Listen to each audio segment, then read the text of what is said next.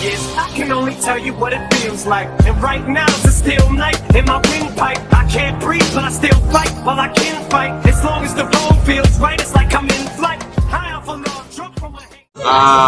Pertama-tama saya berbicara selaku praktisi hukum. Ini kan kasus tindak pidana korupsi dengan angka yang dugaannya kan sangat fantastis, kurang lebih hampir 300 T ya, yang saat ini lagi viral, bahkan lagi berproses di pengadilan saat ini. Saya melihat bahwa kalau lihat dari tuntutan jaksa, menurut saya sangat ringan dengan kerugian negara yang begitu besar, dan apalagi juga termasuk juga yang namanya denda ya, yang diminta supaya dikembalikan kepada negara kurang lebih 200 miliar. Kita harus tahu bahwa saat ini tindak pidana korupsi ini kan sudah benar-benar sudah menjamur di Republik ini. Ini kan salah satu tindak pidana korupsi yang paling terbesar di Republik ini dengan angka yang begitu fantastis. Kalau menurut saya, kejaksaan sebenarnya sudah punya prestasi yang luar biasa. Karena dia sudah melakukan segala upaya dan bahkan melakukan penangkapan, kerugian negara, itu dia sudah hitung sedetail mungkin sehingga muncul angka yang begitu fantastis.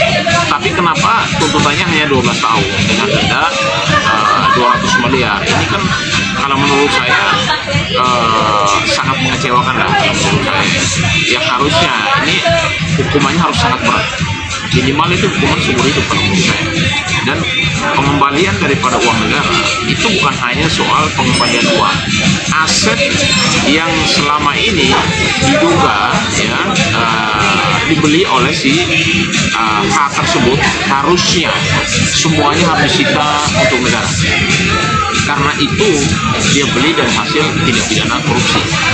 Semua aset ya, baik benda bergerak atau tidak bergerak, baik rumah, tanah, mobil, atau tabungan, itu semuanya harus disita buat negara. Karena yang terjadi adalah kerugian negara yang begitu besar, itu kan harus ditutup lagi.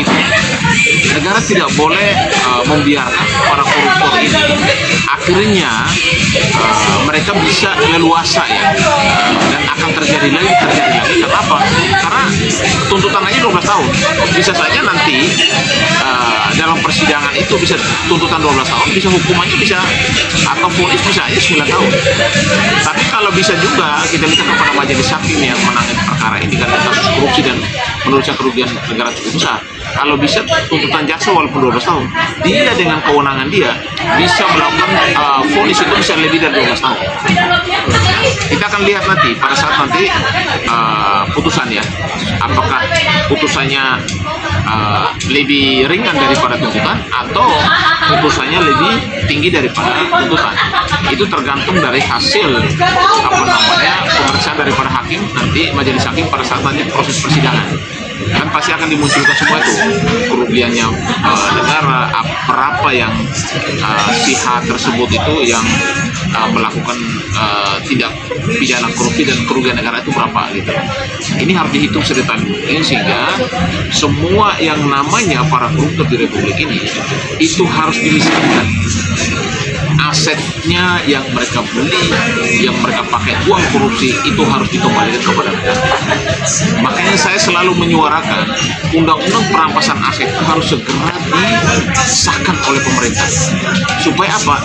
Supaya semua aset yang benar-benar dari hasil korupsi itu benar disita untuk negara. Ini kan digunakan kan pasal TPPU, tidak pidana pencucian uang. Tapi kalau sudah pakai undang-undang perampasan aset, itu akan lebih detail dan uang negara itu bisa kembali. Minimal tidak sampai 100%, tapi minimal 75% bisa kembali gitu. Ya, jadi sebenarnya kan kalau kasus korupsi sekarang yang dipakai itu kan pasalnya TPPU, tidak pidana pencucian uang. Tapi kan saya selalu bilang bahwa seharusnya undang-undang perampasan aset itu segera disahkan sehingga para koruptor yang menggunakan hasil kejahatan tersebut membeli aset, membeli tanah, rumah, mobil, bahkan berinvestasi itu bisa langsung disita. Karena kan aset-aset itu kan sudah pasti akan didata secara detail mungkin oleh pihak pengadilan gitu loh, sehingga bisa disita oleh kembalikan kepada negara. Ingat bahwa korupsi ini bisa membuat bangkrut bangsa, menyengsarakan rakyat. Yang kedua, program pemerintah pertama pemberantasan korupsi. Yang kedua, pemberantasan tentang tindak pidana peredaran gelap narkoba. Ini juga bisa merusak anak bangsa, generasi muda kita. Dan ini benar-benar sudah menjadi darurat narkoba di bangsa ini. Dan saya lihat bahwa penangkapan di mana-mana oleh Barreskrim, oleh BNN dan segala macam itu perlu. Masyarakat juga perlu mendukung segala upaya itu. Pemberantasan terhadap penyelundupan juga penting karena penyelundupan ini banyak sekali yang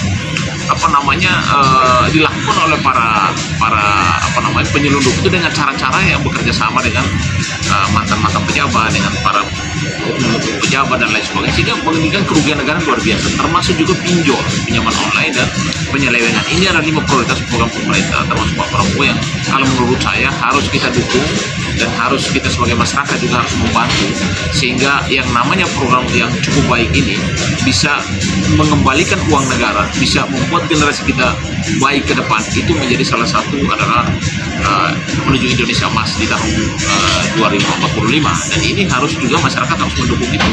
Langkah dan upaya pemerintah dalam hal pemberantasan korupsi, pemberantasan tindak peredaran gelap narkoba, pemberantasan terhadap penyelewengan, tentang penyelundupan dan pinjaman online, ini adalah menurut saya kata kuncinya untuk Indonesia menjadi negara maju, negara emas di tahun 2045.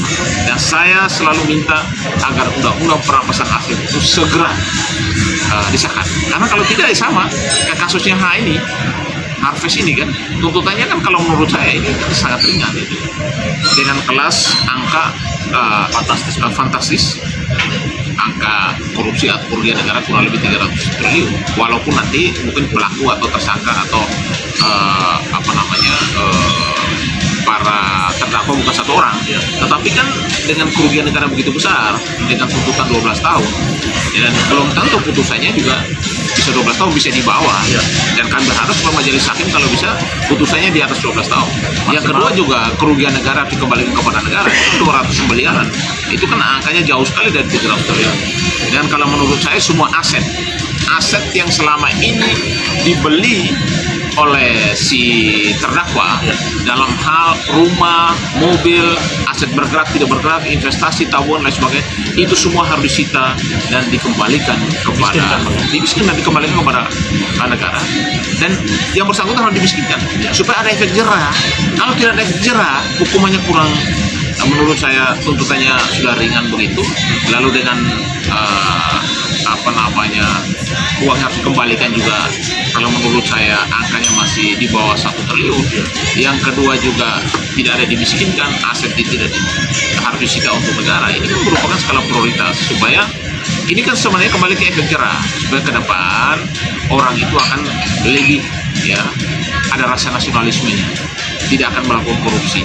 Apalagi korupsi sebesar yang saat ini kita tonton, yang sangat viral adalah angka yang sangat fantastis, dan ini bisa membuat negara ini bisa bantu. Kalau ini terjadi bukan hanya kepada Hadatin, tapi kepada aset-aset negara yang lain yang dikorupsi oleh oknum-oknum koruptor yang lain, itu harus dicari. Kalau misalnya KPK, kepolisian, kejaksaan harus kerja keras.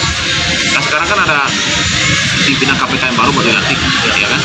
Ini juga harus KPK harus kembali punya nyali dan harus benar-benar punya taring untuk menangkap para koruptor itu dari daerah sampai ke kota, karena koruptor paling banyak itu banyak di daerah itu.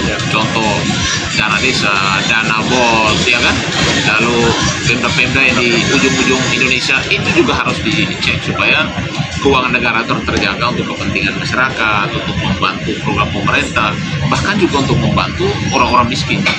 Ya kan, program Pak Prabowo itu bagus, makan gratis, itu kita harus dukung, karena memang negaranya harus memberikan makan gratis kepada murid yang supaya bisa dapat cerdas itu loh, biar mereka mendapatkan hak juga.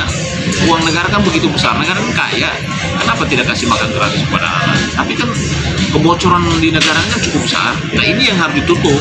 Nah cara tutupnya apa? Dengan penegakan hukum. Bukan hanya penegakan hukum aja, aset yang dia beli, aset yang dia pakai, aset uang kejahatan dia pakai itu harus dirampas, harus disita kembali ke negara.